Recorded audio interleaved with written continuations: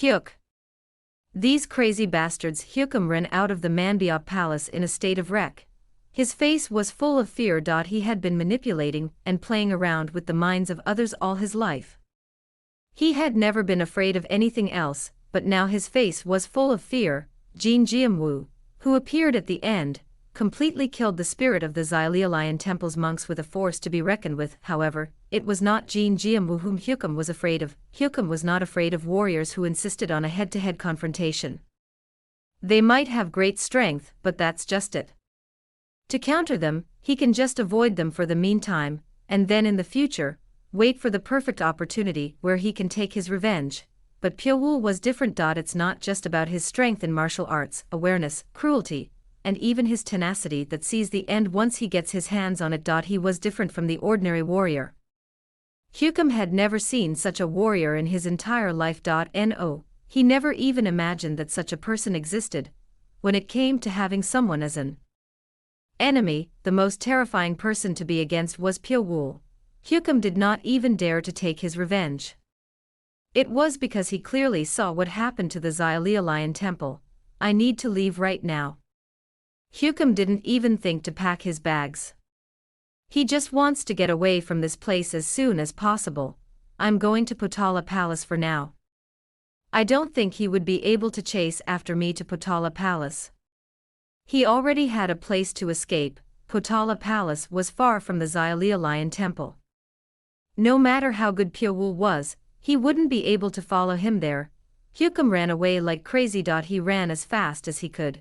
After running for a long time, he became out of breath, and his heart felt like it was going to burst. Huff.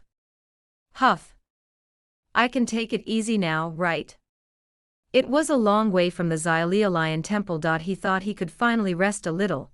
Hyukam leaned back against the huge tree.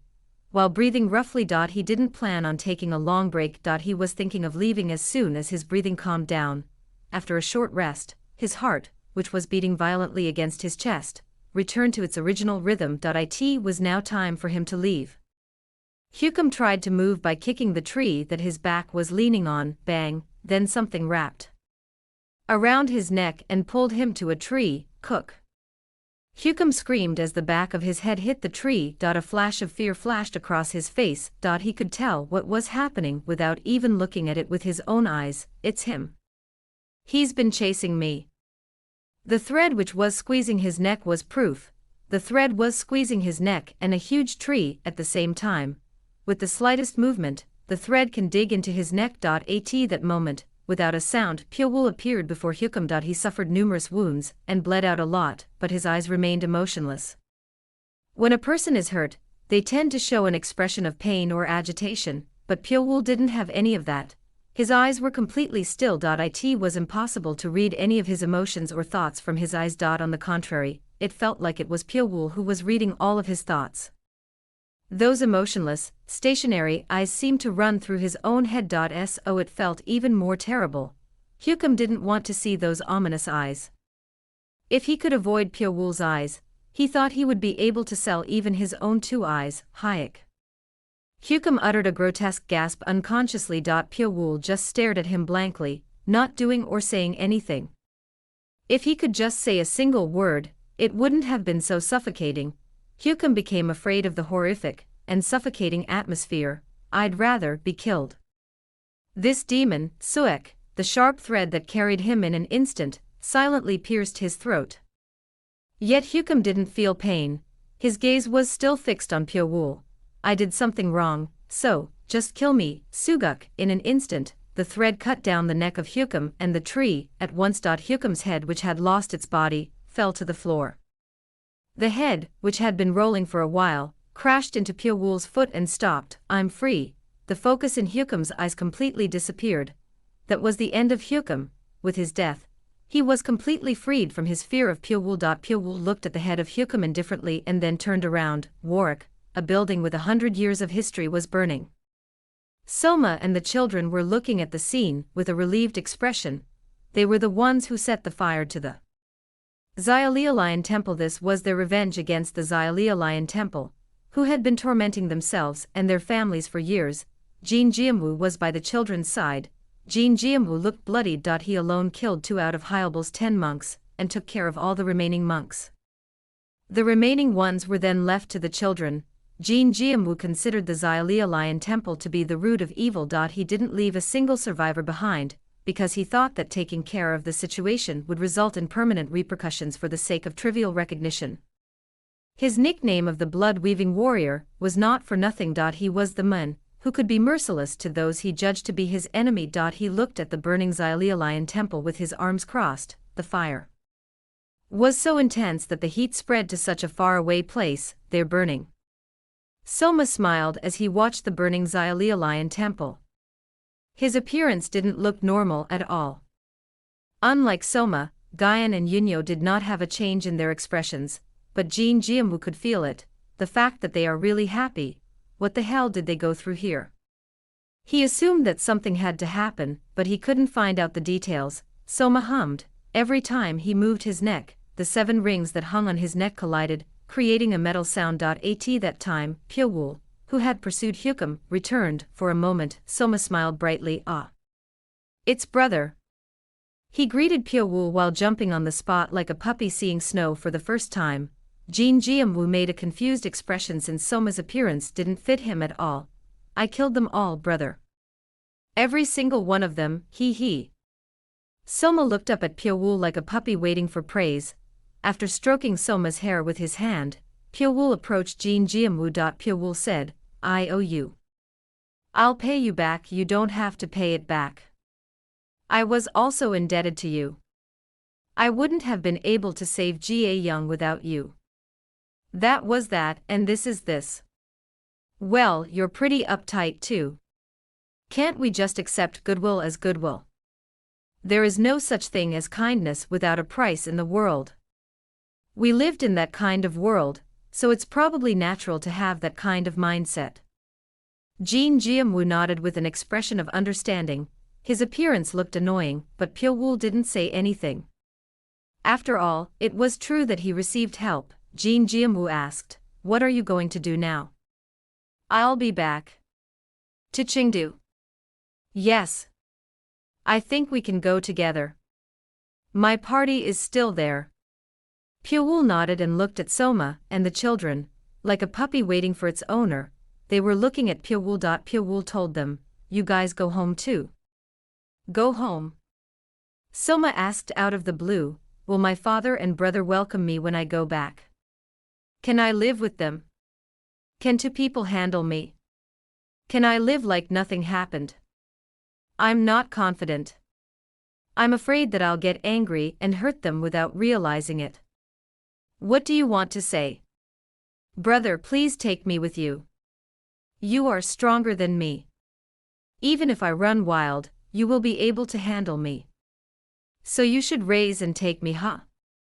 That was then. Unyo, who had been quiet until now, approached and took Pyewul's hand. Take me with you too. To my mom and dad, I'm already considered dead. I have nowhere to go.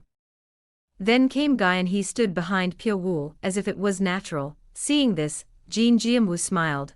The bumps came one after another all of a sudden. Congratulations. You now have someone you could call as your colleagues. Mundu was a man in his late 30s. His appearance was similar to any other people who lived around Namling Forest. His hair was grown up to his shoulders, and he wore ordinary clothes. But he was by no means an ordinary person. He was a monk at Potala Palace, a sect with the longest history in Xizang. The Potala Palace has been watching the Xia Lion Temple for a long time. Since the said sect could be said to be their biggest threat, they wiped out the Dalian Temple, which can be called their original sect. The force shown in their process of taking them down was enough to stimulate the vigilance of Potala Palace. For that reason, the Potala Palace would entrust a disciple to stay near the Xia Lion Temple. They were tasked to secretly monitor the Xia Lion Temple's actions. Mundu was an example of a disciple who has been dispatched to be on the lookout. He kept his hair up for a long time, and kept a close eye on the Xia Lion Temple, while hiding the fact that he was actually a monk from the Potala Palace. Mundo looked at the Xia Lion Temple's recent move in a precarious way. A few years ago, The Xiaolian temple kidnapped children and turned them into wolf children. Children were also kidnapped in the village where Munda was staying. Watching the children being kidnapped right before his eyes, Munda did nothing, because if he made his move, his identity would be exposed. It didn't matter if he lost his own life, but he could be the cause of a head-on collision between the Potala Palace and the Xiaolian temple. When the two factions with the strongest powers collided, destruction was inevitable. I can't help it. If I make a mistake, the entire Zizang might be engulfed in a sea of destruction. I have to prevent such a worse situation. Mundu excused his cowardice like that, when Yip So Pyong, one of the residents of the village where Munda was hiding, struggled to find his son. He turned a blind eye. Then an unknown man came. A man with whiter skin and a beautiful appearance than a woman. The moment he saw him, Mundu felt an unknown chill. So he continued to hide his identity even more. It was a cowardly act, but he had no qualms about it because no one knew his true identity. Without hesitation, he entered Namling Forest where the Xiaolian temple is located, and 10 days have passed. Munda thought that the men must have died from the hands of the Xiaolian temple warriors. But suddenly, a fire erupted in the middle of Namling Forest. Munda quickly ran into Namling Forest. The array, which had previously hindered the entry and exit of outsiders, had been lifted. As he got closer to the Xiaolian temple, he felt an intense heat. The burning temple of the Xiaolian soon appeared in front of Munda. A temple with hundreds of years of history was engulfed in flames and screaming, "Ah!" Mundu unwittingly covered his mouth with his hand, because it was a sight he had never imagined. He believed that the Xiaolian temple would survive forever.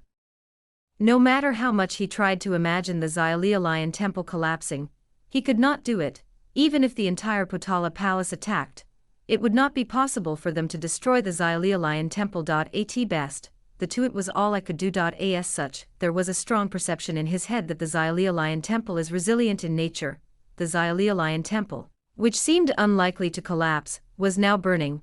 Not a single survivor was seen. It was a perfect annihilation, unbelievable.